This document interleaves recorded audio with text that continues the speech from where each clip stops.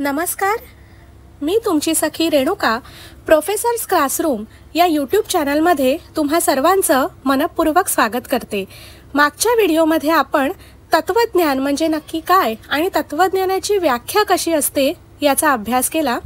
या व्हिडिओमध्ये आपण पाश्चात्य तत्वज्ञानाच्या म्हणजेच वेस्टर्न फिलॉसॉफीच्या 6 शाखा कोणत्या आहेत यांचा ओव्हरव्ह्यू म्हणजेच अभ्यास करून घेणार आहोत. तर तुम्हाला स्क्रीनवर दिसतच असतील पाश्चात्य तत्वज्ञानाच्या 6 शाखा आहेत. त्यातली पहिली शाखा जिला म्हणतात एपिस्टेमॉलॉजी म्हणजेच ज्ञानशास्त्र.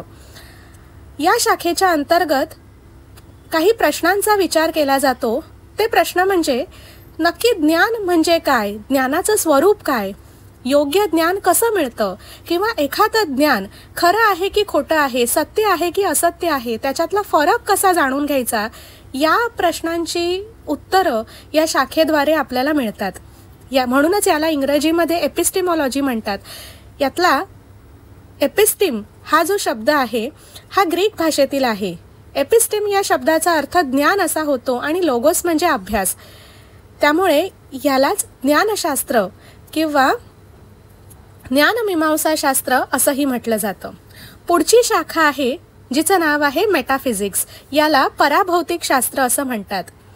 आपल्या सृष्टीची उत्पत्ती कशी झाली, निर्मिती कशी झाली, सृष्टीचं मूळ काय आहे, वास्तव म्हणजेच रियालिटी म्हणजे नेमकी काय, आत्मा आहे की नाही किंवा देव अस्तित्वात आहे की नाही, या जगाची उत्पत्ती कोणत्या कोणत्या घटकांनी किंवा पदार्थांनी झाली, अशा प्रकारच्या गूढ प्रश्नांचा विचार करणारी शाखा म्हणजेच पराभौतिक शास्त्र.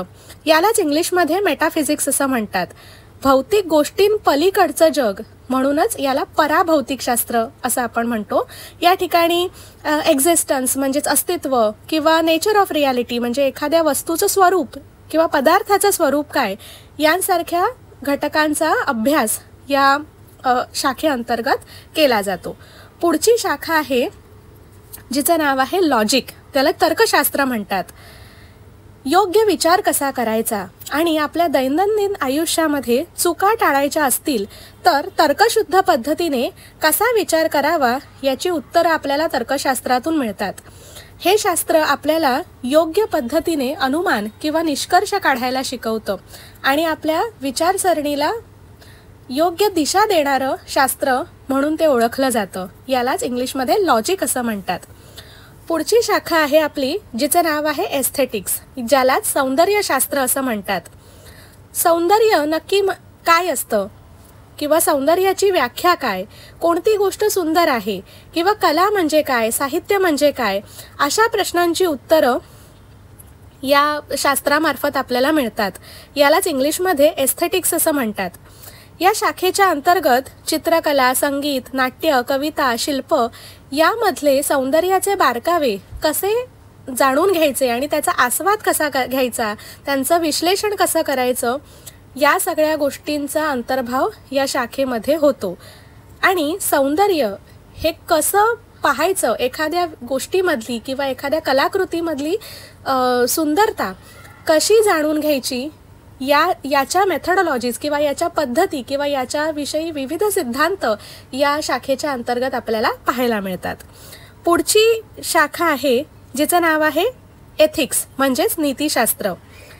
नीती म्हणजे काय किंवा योग्य काय, अयोग्य काय, नैतिकता, अनैतिकता यांमधला फरक काय, आपल्याला या जगामध्ये कसं वागायला हवं किंवा जी वैश्विक मूल्य आहेत ज्याला आपण नोबेल व्हर्च्यूज म्हणतो किंवा वर्ल्डली व्हर्च्यूज म्हणतो, म्हणजे सत्य, न्याय, जबाबदारी, अहिंसा, कर्तव्य यांसारख्या मूल्यांवरती विचार करणारी ही शाखा आहे.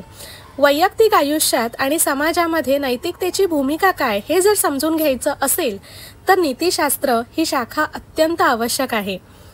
आणि शेवटची शाखा पाश्चात्य तत्वज्ञानाची आहे राजकीय तत्वज्ञान, ज्यालाच पॉलिटिकल फिलॉसॉफी असं म्हटलं जातं.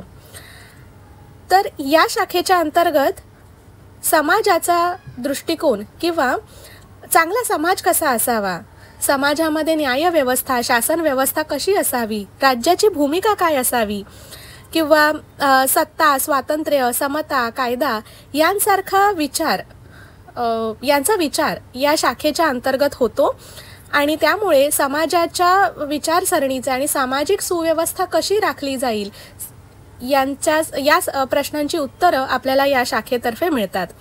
प्लेटो किंवा जॉन लॉक, रुसो किंवा कार्ल मार्क्स यांसारख्या वेगवेगळ्या विचारवंतांनी या क्षेत्रामध्ये मोलाची भर घातलेली आहे. म्हणूनच या शाखेला राजकीय तत्त्वज्ञान किंवा पॉलिटिकल फिलॉसॉफी असं म्हटलं जातं. तर मित्रांनो, आज आपण पाश्चात्य तत्त्वज्ञानाच्या 6 मुख्य शाखांचा ओव्हरव्ह्यू घेतलेला आहे, त्यांच्या व्याख्या पाहिलेल्या आहेत आणि त्याच्यामध्ये कोणते कोणते विषय अंतर्भूत केले जातात यांविषयी आपण एक छोटीशी चर्चा केली. आता पुढच्या काही व्हिडिओमध्ये आपण यातली प्रत्येक शाखा थोड्याशा डिटेलमध्ये, थोड्याशा विस्तृत आवाक्यामध्ये जाणून घेण्याचा प्रयत्न करणार आहोत. तर तुम्हाला व्हिडिओ आवडला असेल तर लाईक, शेअर करा आणि अशाच विचारप्रवर्तक विषयांसाठी आपल्या चॅनलला सबस्क्राईब करा. तोपर्यंत भेटूच, विचार करत राहा आणि जाणून घेत राहा. धन्यवाद.